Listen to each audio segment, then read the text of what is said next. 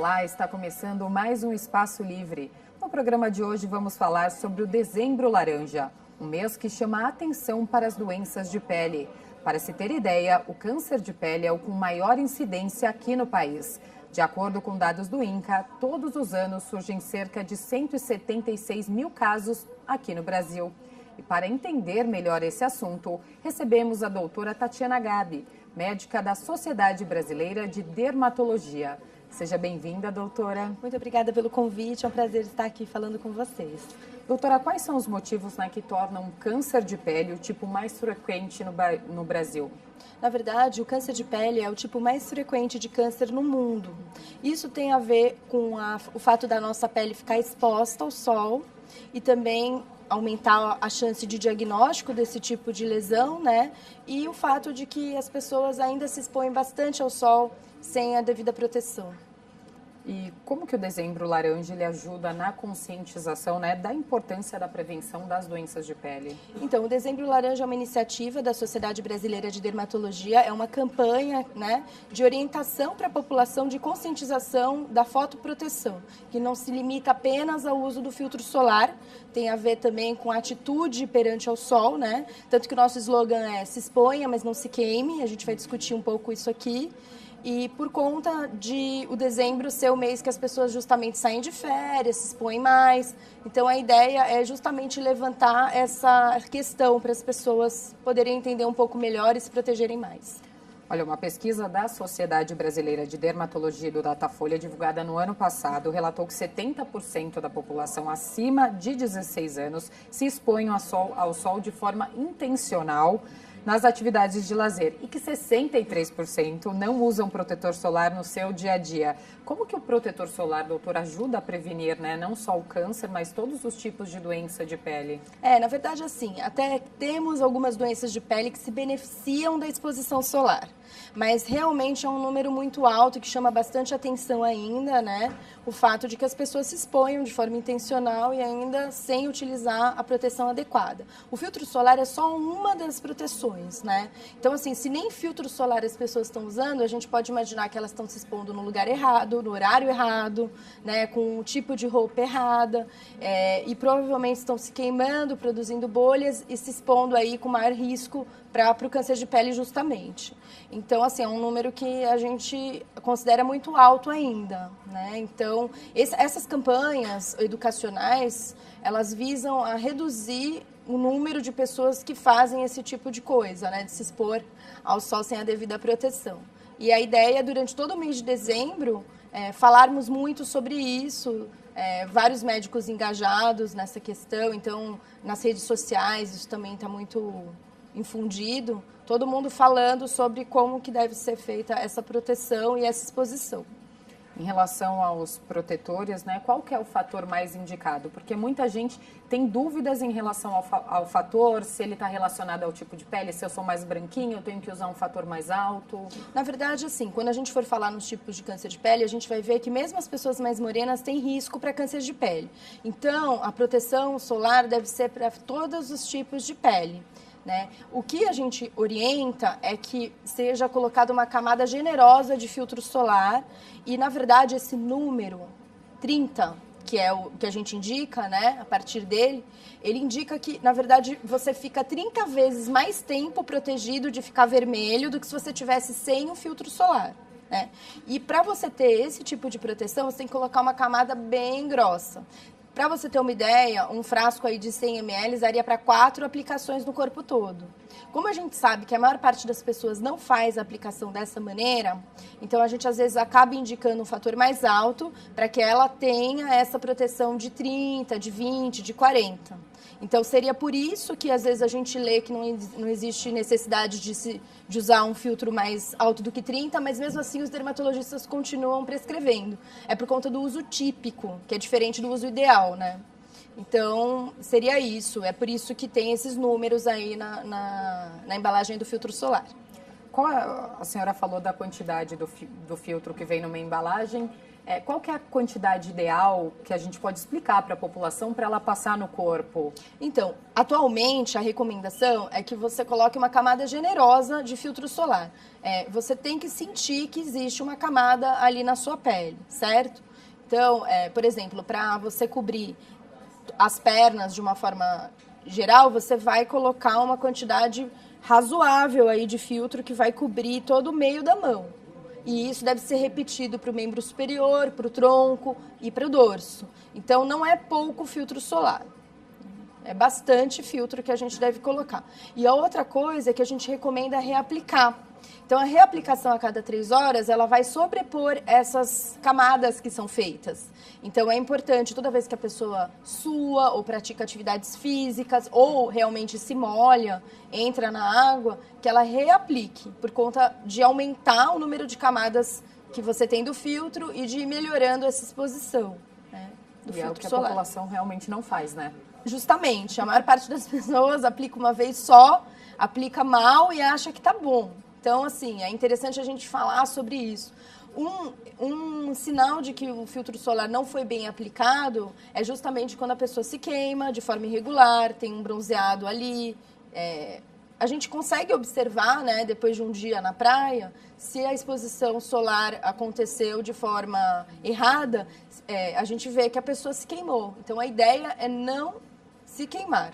E além da exposição solar, que a gente orienta que seja com filtro, tem a necessidade de você não se expor nos horários que o sol é mais quente. Então, a gente deve evitar a exposição depois das 10 horas da manhã até as 4 horas da tarde. Se for importante ficar na praia, se tiver alguma coisa legal acontecendo lá, ficar embaixo do guarda-sol, usar camiseta, usar boné para proteger, principalmente as pessoas que têm menos cabelos ou que têm o cabelo muito clarinho, porque existe câncer de pele que pode aparecer no couro cabeludo e isso é frequente, não é uma coisa tão rara assim. E é até normal as pessoas queimarem o couro cabeludo, sim, justamente fica vermelho, porque não passa nenhum tipo de proteção, não usa boné, não usa nada, né? Exatamente. As pessoas que têm esse tipo de problema, porque têm cabelos mais ralos ou cabelos muito clarinhos, elas têm indicação absoluta de usar uma proteção do tipo boné, chapéu, o que a pessoa preferir.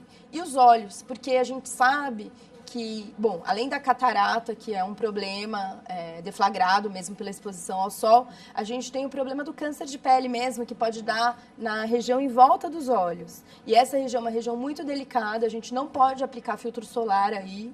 Então, o mais indicado justamente é o uso do óculos solar, né? O óculos de sol, óculos escuros.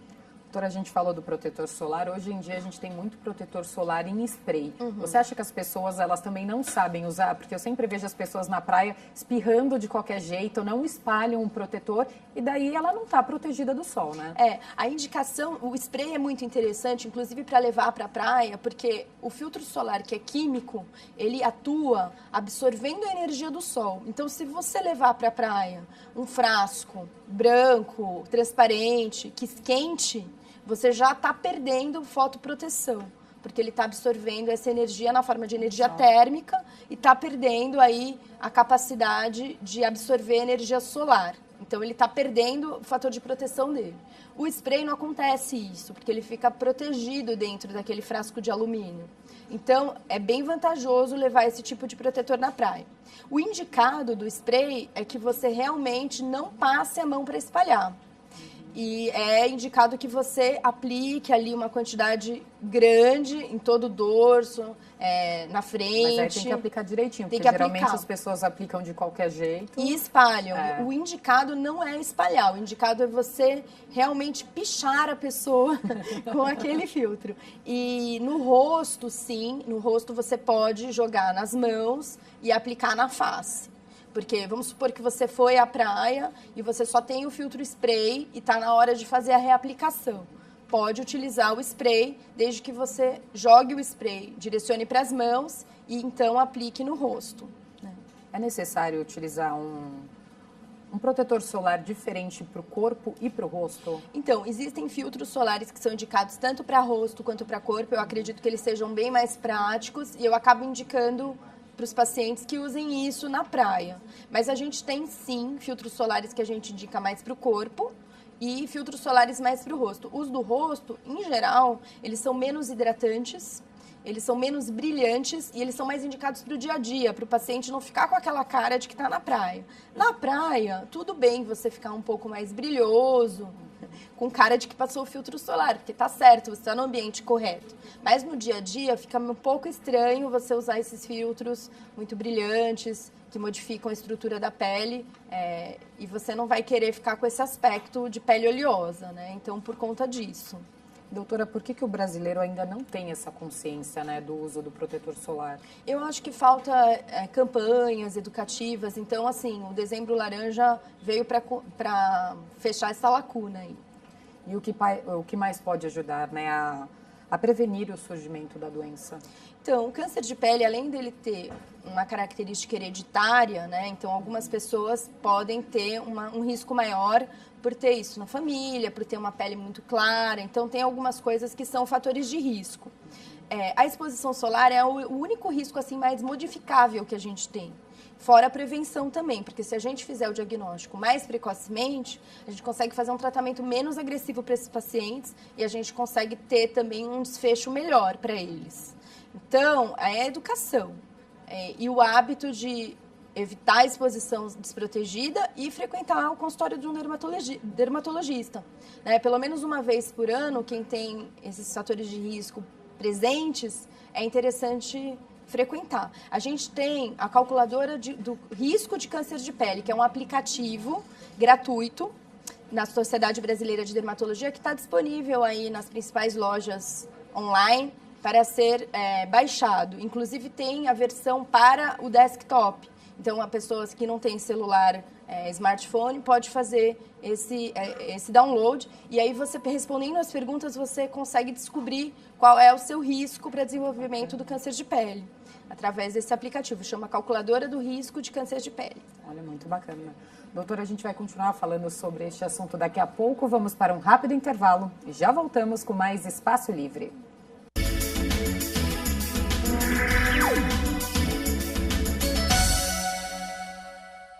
Estamos de volta com o Espaço Livre, hoje falando sobre o Dezembro Laranja. Continuo na companhia da doutora Tatiana Gabi, médica da Sociedade Brasileira de Dermatologia. Doutora, quais são os tipos de câncer de pele mais comuns e qual que é a diferença, né, entre eles? Claro. Bom, a gente divide os cânceres de pele entre o câncer de pele melanoma e o câncer de pele não melanoma, devido à importância do melanoma, justamente, né? Então, eu vou falar primeiro do não melanoma. O não melanoma, ele é mais presente nas pessoas de pele muito clara, que tiveram uma exposição alta durante a vida toda. E esses pacientes vão desenvolver esse tipo de câncer de pele a partir dos 40 a 50 anos de idade, sendo bem mais frequente na sexta década de vida em diante. Então, são lesões que ou são casquinhas, ou são lesões, umas bolinhas que podem aparecer na pele, que sangram com facilidade e que continuam crescendo e não saram. Então, aparece aquela lesãozinha ali no rosto, numa área exposta do tronco, e aquilo não cicatriza. E é mais frequente justamente nas áreas que foram mais expostas. Braços, tronco, a gente chama de V do decote, e face. Então, essas lesões são assim, e o cuidado que o paciente deve ter é lesão que não está cicatrizando na pele, que surgiu e que está sangrando, procurar o dermatologista. O melanoma, ele pode aparecer em qualquer raça e pode aparecer em qualquer faixa etária. Então, ele é uma lesão escura. Ele lembra uma pinta, mas ele tem características que chamam atenção para diferenciar de uma pinta normal. Então, eu quero falar sobre essas características, até para o pessoal que está em casa, né, poder identificar, de repente, isso, porque é muito frequente o cônjuge, a mãe, filho, poderem diagnosticar isso nos parentes. É muito frequente isso daí. Então, assim, A, B, C, D, E. É assim que a gente faz o diagnóstico. A de assimetria, então, assim, uma pinta normal, ela é igual da parte de cima, parte de baixo, lateral. Então, ela é redondinha, né? E o câncer de pele, o melanoma, geralmente, ele é uma lesão assimétrica. B é bordas. Então, as bordas do melanoma geralmente são todas, parecem uma pinha, todas cheias de reentrância, sendo que da pinta normal ela é bem redondinha. C é cor, sendo que uma pinta normal tem uma cor só e o melanoma vai ter 2, 3 cores diferentes, variando aí do branco, vermelho, castanho, preto.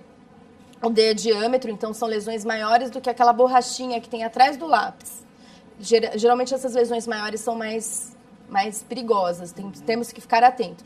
E E é de evolução, porque uma pinta normal ela não costuma mudar e o melanoma pode mudar. Então, se tiver qualquer uma dessas características ou mais de uma delas, é interessante buscar uma consulta com o dermatologista para ver isso de perto.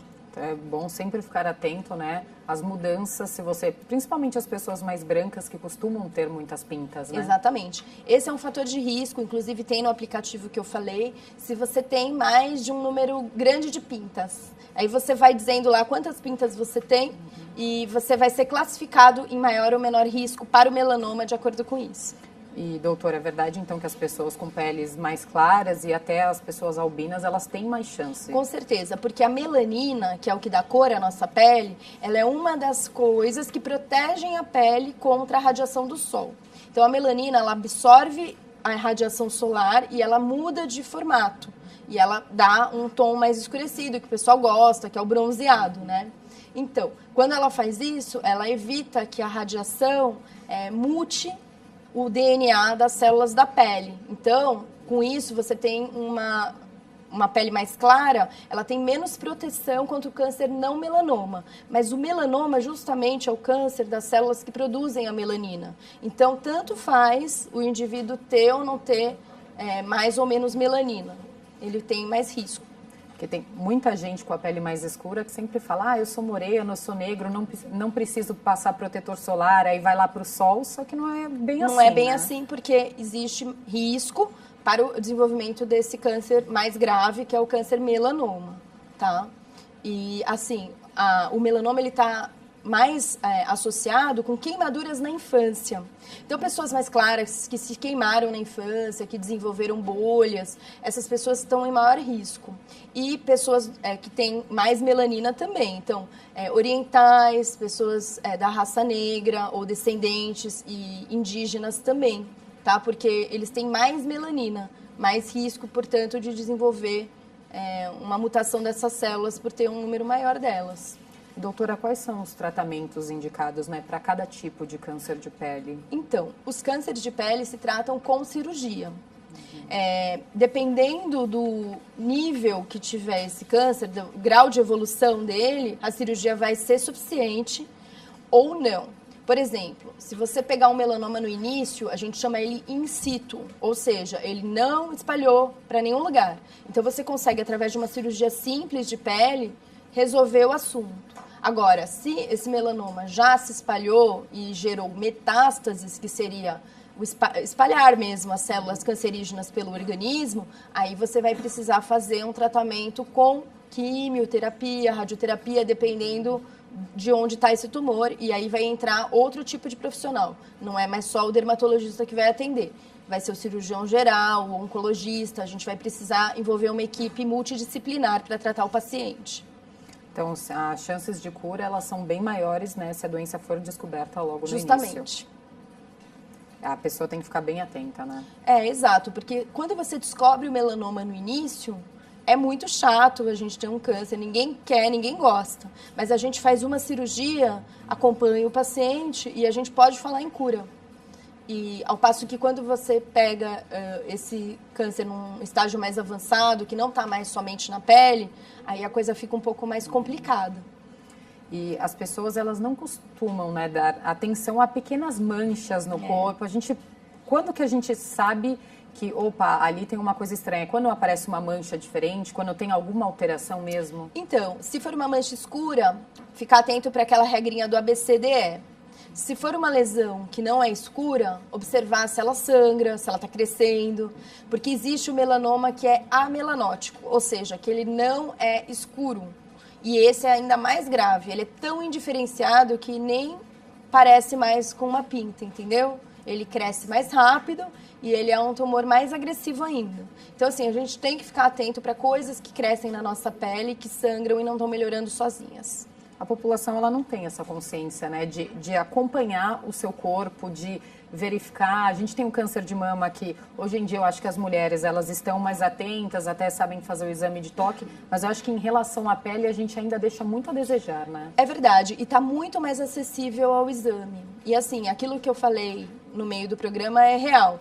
Muitas vezes quem encontra essas lesões é alguém da família. E a gente tem que atender e ficar atento para isso como médico também. Se é aquela lesão que a pessoa reclamou, a gente precisa olhar com mais calma, com mais atenção, porque realmente existe essa estatística. Eu vou dar um exemplo meu mesmo. Eu tenho muitas pintas. Eu já tirei uma pinta para fazer uma biópsia, não era nada. Minha irmã é muito mais branca do que eu. E desde então a gente criou este hábito e a gente passou. Minha mãe sempre olha, meu pai olha, meu marido olha. Mas eu acho que a gente só criou esse hábito porque a gente foi numa dermatologista que falou: opa, essa sua pinta tem alguma coisa estranha, vamos verificar. Acho que até acontecer isso, acho que a população não... Igual aconteceu com a gente, ninguém fica atento ao menor sinal de mudança de cor, de tamanho. Outra coisa que eu acho que é legal a gente aproveitar e falar, não tem a ver com a exposição solar, mas é câncer de pele também, são aqueles risquinhos escuros que aparecem nas unhas. Principalmente depois que a pessoa bateu e, assim, faz anos que está ali. Procurar o dermatologista porque existe o câncer melanoma de unha. Eu acho que quase ninguém conhece. Quase ninguém conhece, é uma coisa interessante da gente lembrar, porque aumentou bastante o número de pacientes que procura o serviço público atrás desse tipo de lesão depois que começamos a divulgar isso na imprensa. A senhora falou do serviço público. O SUS, ele está preparado para atender toda essa demanda? Tem tratamento adequado? É assim, a gente prioriza, eu trabalho no SUS, né, como dermatologista, o SUS prioriza esse tipo de lesão, de doença de pele. A gente prioriza o câncer de pele.